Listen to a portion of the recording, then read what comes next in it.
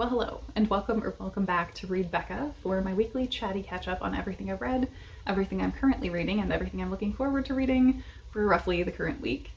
And I'm holding out hope, all my fingers are crossed, that my voice is gonna stick with us for this video. It's been coming and going all day, and I seem to have caught a bit of a cold, so we will see, but I think it's gonna hang in there.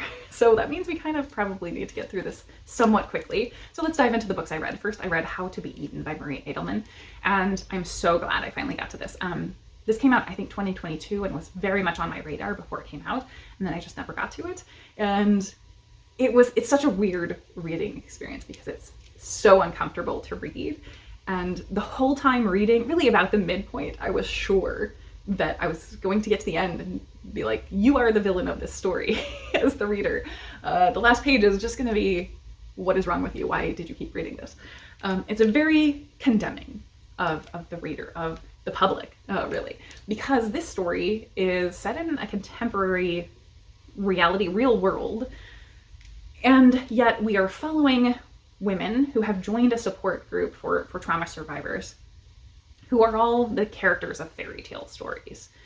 These are all adult women who in their past have been through a famous crime as a result of their fairy tale story. So like Bluebeard's ex-girlfriend or Little Red Riding Hood.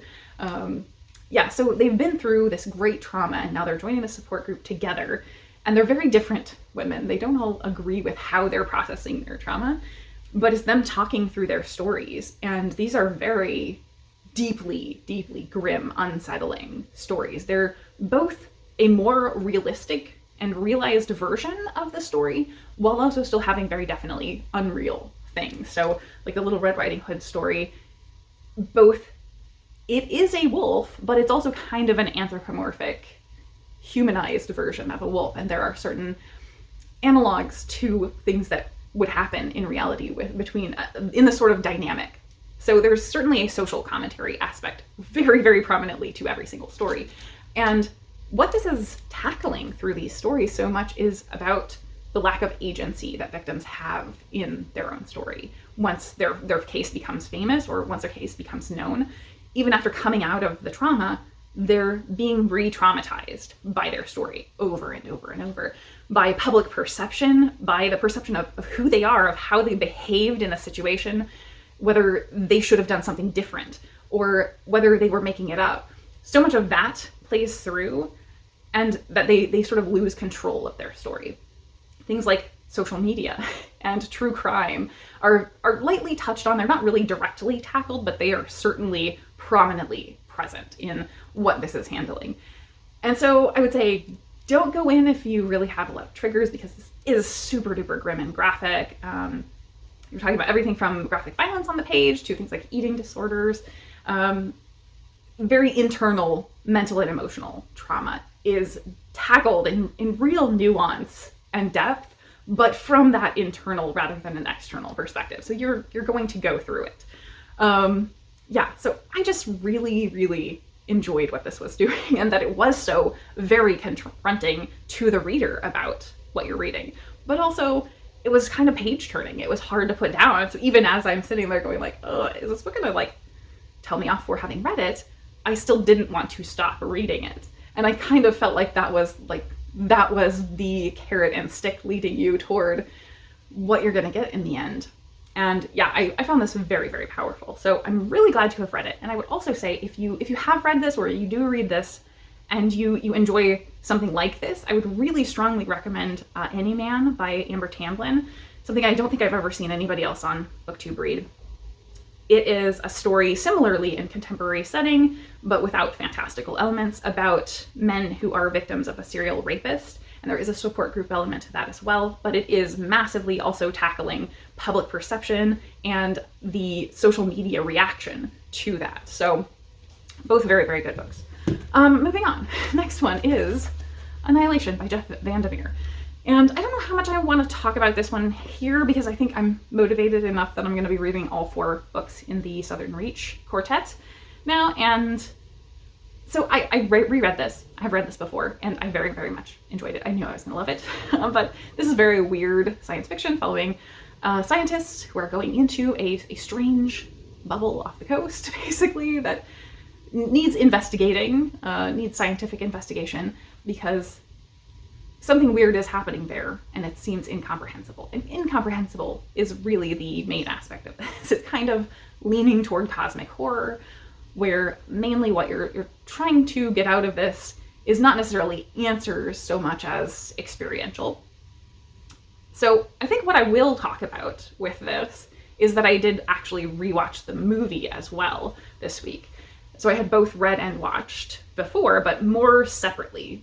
And coming into it back to back, I think was interesting. A lot about the book, in my mind, had been replaced with stuff from the movie previously. So reading them together, I could see the vast differences and whether I kind of liked those differences as much. Like the book, rereading the book, I had completely forgotten like the biggest discovery that she makes about the expeditions, I guess. So like main beats of the book do not exist in the movie, and basically all of the main beats of the movie do not exist in the book.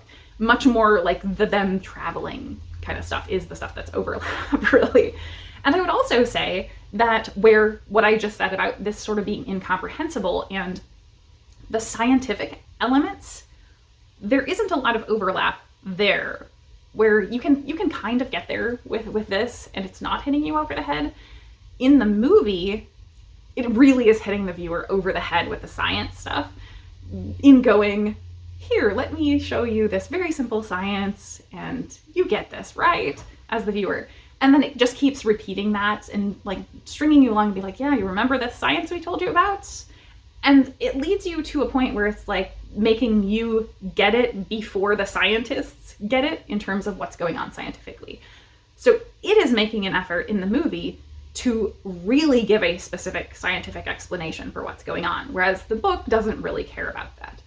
And I would even go so far as to say, like, there's a pretty big fungal element to this in the book that does not exist in the movie. So there were a lot of differences, especially like in the way that the two wrap up, certainly the way that the two are delivered. This one's told in journals and the movie is like interviews with the main character. I think when I first saw the movie, I was undecided or didn't really care about the fact that they gave the characters names, whereas in the book, they don't have names. They go by their role, so the main character is the biologist. And I think I actively didn't like that this time in the movie, that they gave them names. So I don't know. But I do actually really, really like both. So this wasn't a, like, I dislike the differences, but I don't like the film. I actually really, really like the film. I think the film is fantastic and very strange and weird, and I love what it's doing, but it just is a distinct and separate thing from what the book is, and I like them both a lot. So I think that's where I'm at with those. But so obviously that means I have not started yet, but the audio has come in for Authority, so I will be continuing on with book 2 next.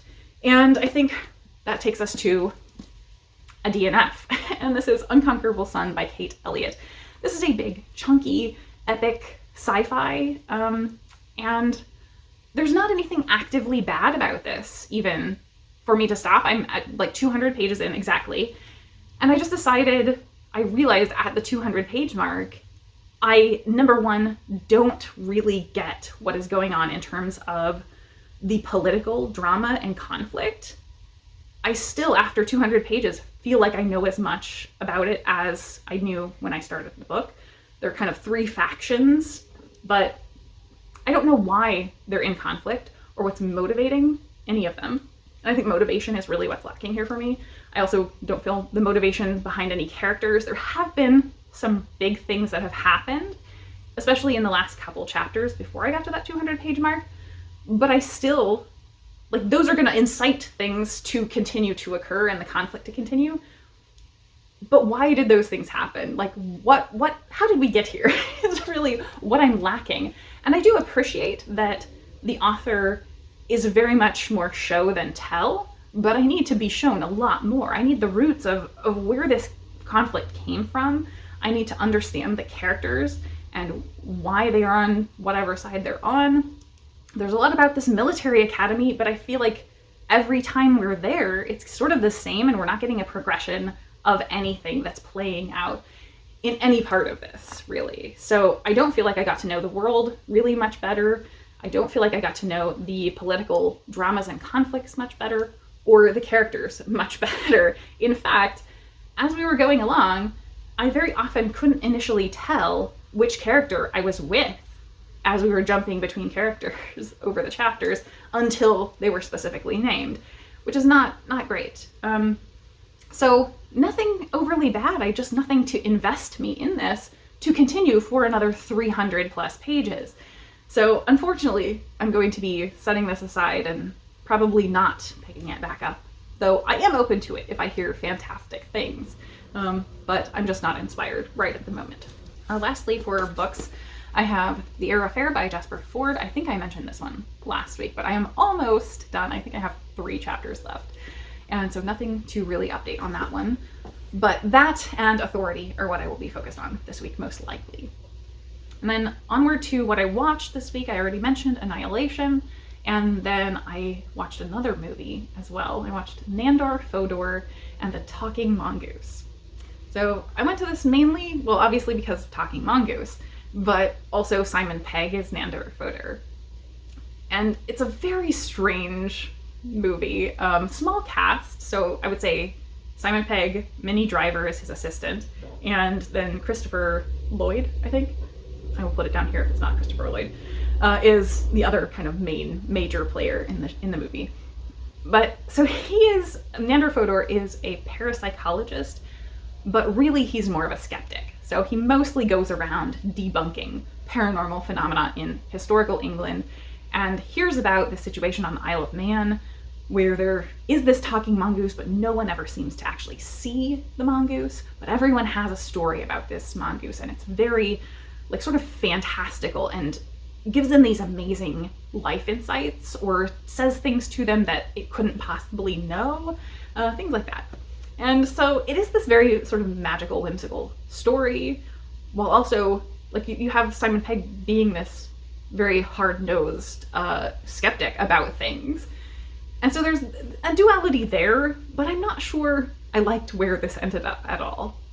Because having just watched Hogfather especially, and having a love for that story, this feels like an inversion of what that's doing, where that's about, like, having belief in shared societal values that we all share, and the importance of that, even though they're not tangible. And here it was like, yeah, you should, you know, respect and value everyone believing whatever they want as long as they're happy, I think. I may have totally missed the point, but it was very kind of anti-science and skepticism to me, in my estimation, and how I took it coming out of it. Yeah, because, I will leave it there. But it came across that way to me. However, it was kind of a fun, entertaining, silly movie. So I did enjoy that, and I enjoyed the performances. I don't know that I loved the messaging of the movie as it went along. Yeah, so that is what I finished up watching this week. So as far as lifey stuff, I have been completely wiped out for today, and my weekend is going to be very low-key, thankfully. But that's not helpful, because the past week has been a mess of not getting anything done, really, or not being able to do anything because of the snow. So we got a ton of snow. It was a pretty big surprise, not in that they underpredicted. We got pretty much the very top end of predictions, and that was why it was a surprise. I was expecting they were blowing it out of proportion.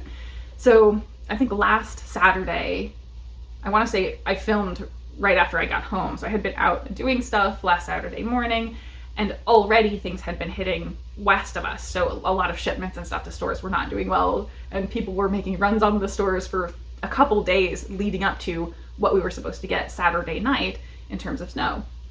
So, like, I was ready to hunker down and be fine last weekend. But, like, Saturday night overnight, we got kind of a dusting of snow. So it wasn't really a big deal. It was fine. We're like, oh, this is really going to turn out to be no big deal. And then all day long, Sunday, it was just coming down. It was sleet and snow all day. So we got like 6 to 8 inches with a lot of ice in there. It was not nice, but it was still like, this will probably melt off, you know, but we were supposed to continue getting some snow overnight, Sunday to Monday. So then from Sunday to Monday, it basically went from like 6 or 8 inches to double that, at least. So we're like over a foot and a half probably, with a ton of ice. And it looked like they had been out to clear driveways and walkways in my neighborhood already on Saturday night. You couldn't tell anything had been done at all. It was wild.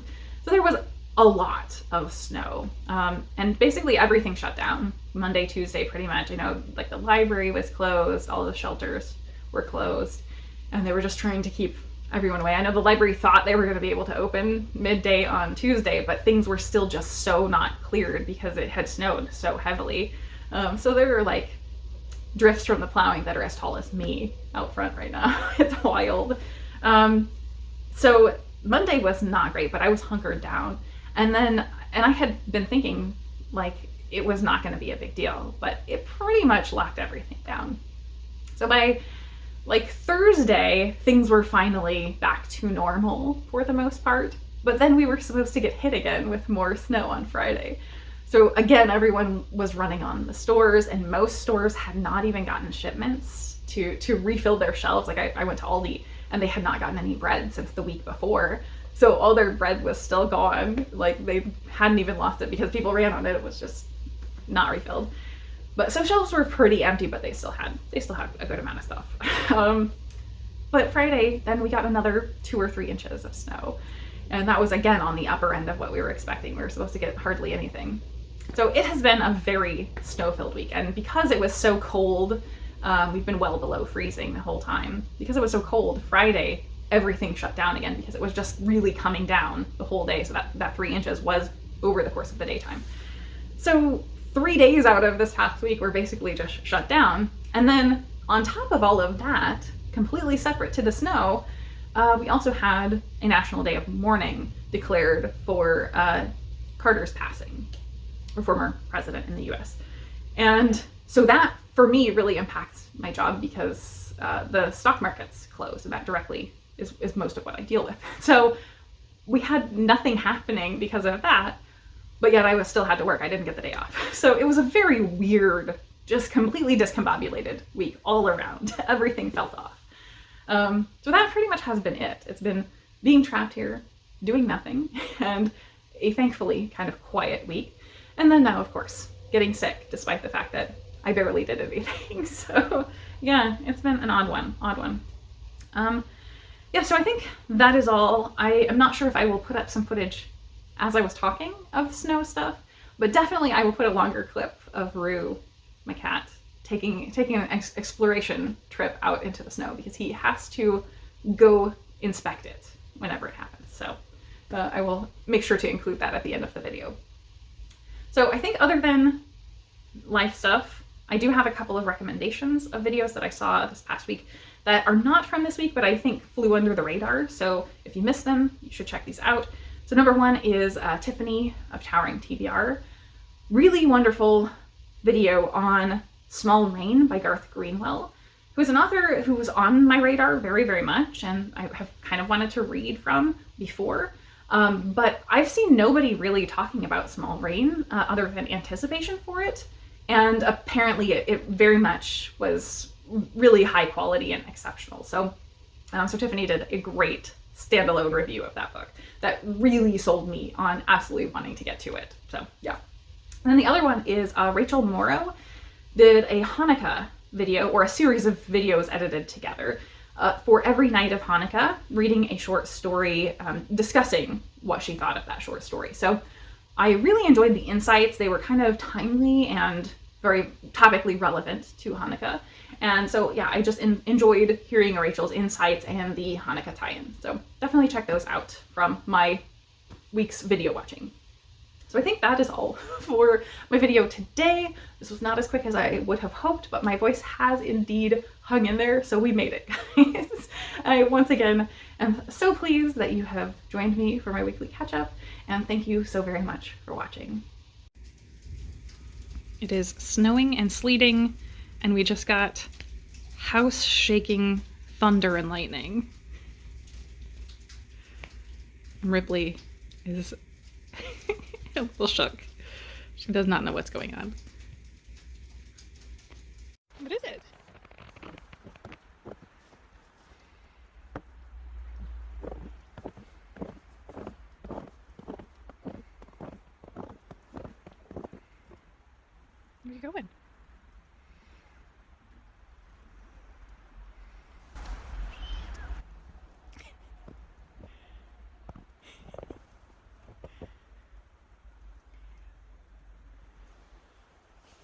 What's happening, Roux?